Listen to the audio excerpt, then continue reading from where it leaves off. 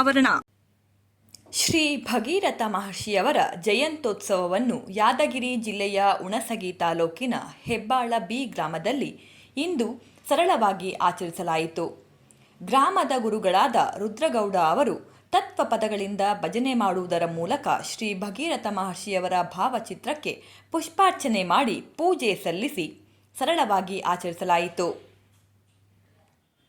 ನಂತರ ಮಾತನಾಡಿದ ಗ್ರಾಮದ ಮುಖಂಡರು, ಪ್ರತಿ ವರ್ಷದಂತೆ ಈ ವರ್ಷವೂ ನಮ್ಮ ಗ್ರಾಮದಲ್ಲಿ ಮಹರ್ಷಿಯವರ ಜಯಂತ್ಯೋತ್ಸವವನ್ನು ಆಚರಣೆ ಮಾಡುತ್ತಿದ್ದೇವೆ. ಭಗೀರಥ ಮಹರ್ಷಿಯವರ ಜಯಂತ್ಯೋತ್ಸವವನ್ನು ಆಚರಿಸಲು ಎಲ್ಲ ಜಾತಿ ಜನಾಂಗದವರು ಸೇರಿ ಆಚರಿಸಲಾಗುವುದು ಎಂದರು.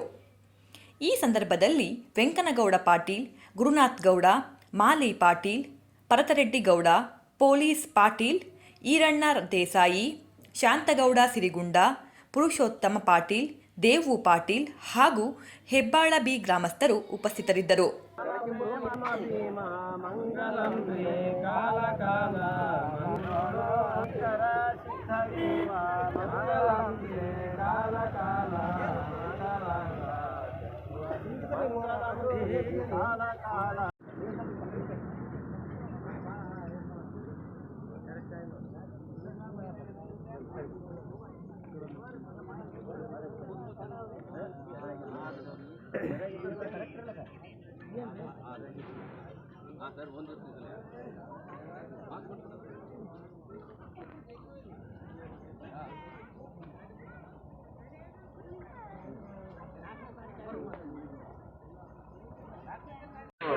ಭಗೀರಥ ಮಹರ್ಷಿಯವರ ಜಯಂತಿಯನ್ನು ನಮ್ಮ ಊರಿನಿಂದ ಎಲ್ಲ ಸಮಾಜದ ಎಲ್ಲ ಮುಖಂಡರುಗಳ ನೇತೃತ್ವದಲ್ಲಿ ಸಂಭ್ರಮದಿಂದ ಆಚರಣೆ ಮಾಡಲಾಗಿದೆ.